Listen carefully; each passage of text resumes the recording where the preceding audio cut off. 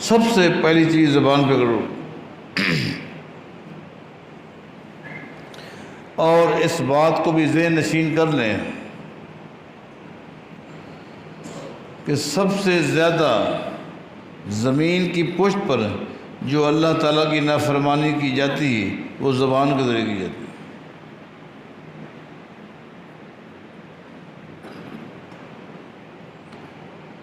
نبی علیہ الصلوۃ والسلام سے پوچھا گیا کیا مومن چور ہو سکتا ہے؟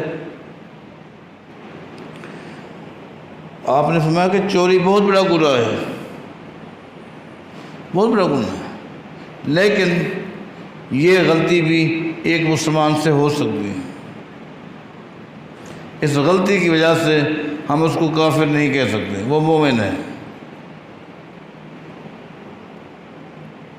مومن زانی ہو سکتا ہے تو میں یہ گناہ بھی ہو سکتا ہے، یہ بھی گناہ ہو سکتا ہے۔ آپ سے پوچھا گیا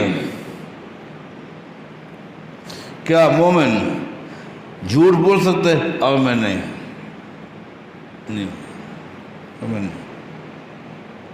مومن ہے تو جھوٹ نہیں بولے گا، اگر جھوٹ بولتا ہے تو پھر مومن نہیں ہے۔